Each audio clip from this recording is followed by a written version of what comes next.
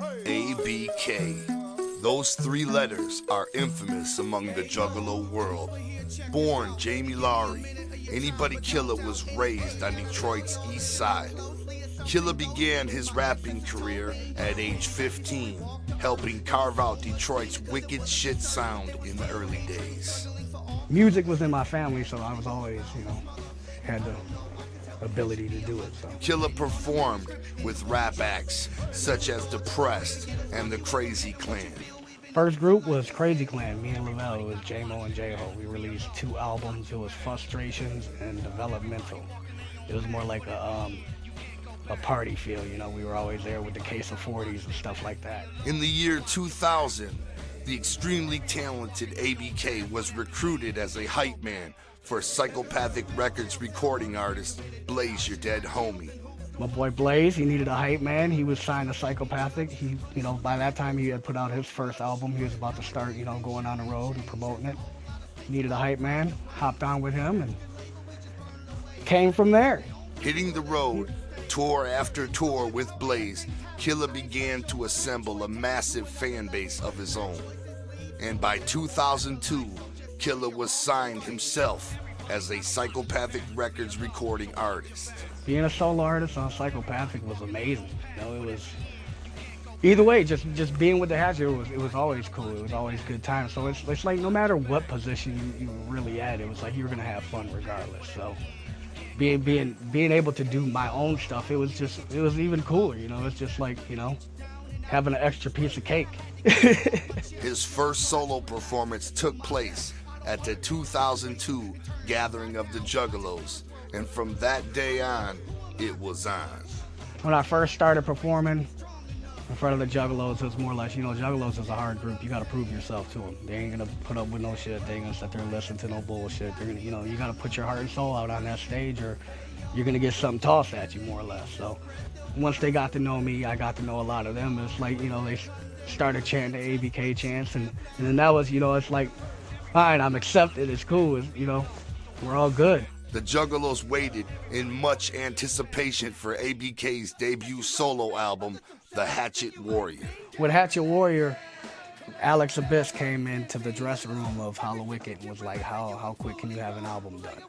So I more or less, put my foot in my mouth, was like, as soon as you need it. So right after, it was just a record. Right after I said that, I was in the studio day and night.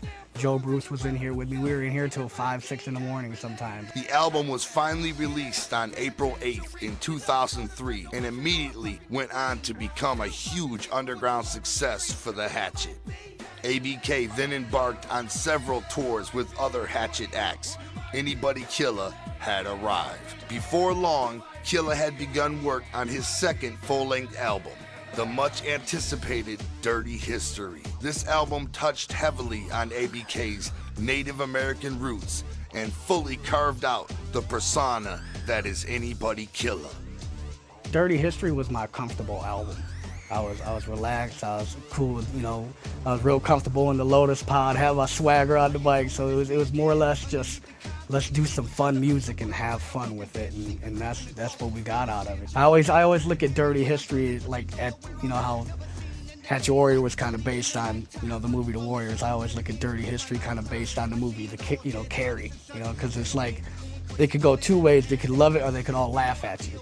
You know what I'm saying? And what I more or less said is they're all gonna laugh at me anyways. Dirty History was released on July 27, 2004 to enormous fanfare. In the year 2006, after Killer had finished 2 years of promotion for Dirty History, he returned home with a new agenda.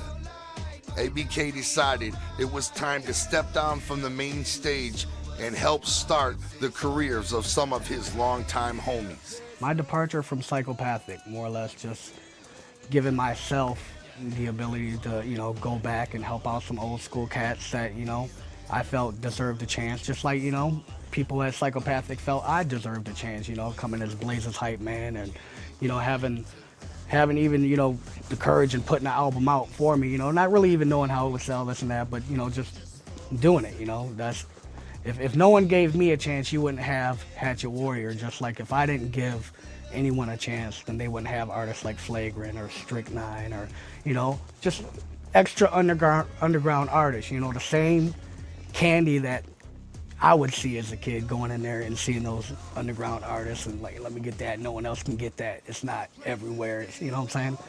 And that's what I wanted to do, is just give back to what was given to me. Anybody Killer started and financed his own label, Native World Incorporated. In the year 2007, ABK made his official return to a Psychopathic Records stage at the 8th annual Gathering of the Juggalos to an overwhelming response. And now, it's 2008. Psychopathic Records and Native World Incorporated and Anybody Killer officially announced the return of ABK to Psychopathic Records, just in time for the release of the most anticipated album of his career, Mudface. The Hatchet Warrior has come home.